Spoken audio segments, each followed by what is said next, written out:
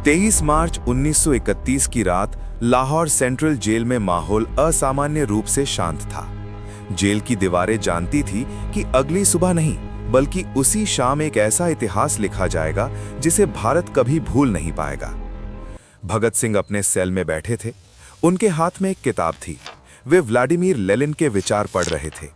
ये सोचकर भी हैरानी होती है कि मौत से कुछ घंटे पहले भी उनका ध्यान ज्ञान और विचारों पर था, डर पर नहीं। कहा जाता है कि जब जेल अधिकारी उन्हें फांसी के लिए लेने आए तो उन्होंने मुस्कुराते हुए कहा, ठहरिए, पहले एक क्रांतिकारी दूसरे क्रांतिकारी से मिल तो ले। और फिर उन्होंने किताब को बड़े सुकून से बंद किया। उनके साथ उनके दो साथी भी थे, राजगुरु और सुखदेव।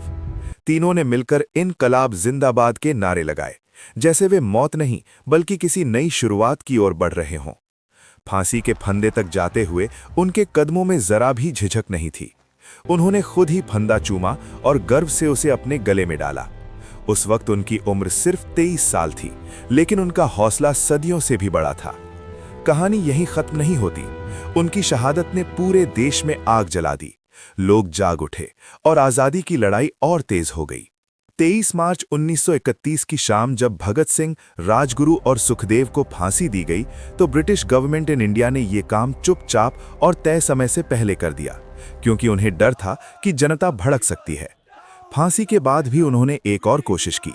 तीनों के शवों को रात के अंधेरे में फिरोजपुर के पास सुतलज रिवर के किनारे ले जाकर जल्दी जल्दी जला दिया गया, बिना किसी सम्मान या रस्म के। लेकिन सच छुप नहीं सका। गांव के कुछ लोगों ने यह देखा और खबर फैल गई। लोग वहां पहुंचे, अधजले अवशेषों को इकट्ठा किया और पूरे सम्मान के साथ उनका अंतिम संस्कार किया। उस रात का दर्द पूरे देश में आग की तरह फैल गया। अगले दिन भारत के कई शहरों में गुस्सा फूट पड़ा। बाजार बंद हो गए, लोग सड़कों पर उतर आए। लाहौर, दिल्ली, कोलकाता, हर जगह एक ही आवाज गूंज रही थी, शहीदों को सलाम। कई लोगों को लगा कि अगर ये तीन युवा अपनी जान देश के लिए दे सकते हैं तो वे भी पीछे क्यों रहें। उनकी शहादत ने आजादी की लड़ाई को और तेज कर दिया। समय बीतता गया, लेकिन शहीद दिवस हर साल हमें उस रात की याद दिलाता है जब तीन नौजवान हंसते हंसते फांसी पर चढ़ गए और हमेशा के लिए अमर हो गए। आज भी जब कोई इनकलाब जिंदाबाद कहता है तो उसमें भगत सिंह की वही आवाज गूंजती है जो आखिरी रात में भी डर के सामने नहीं झुकी थी। दोस्तों, अगर वीडियो अच्छा लगा हो तो चैनल को सब्सक्राइब कीजिए।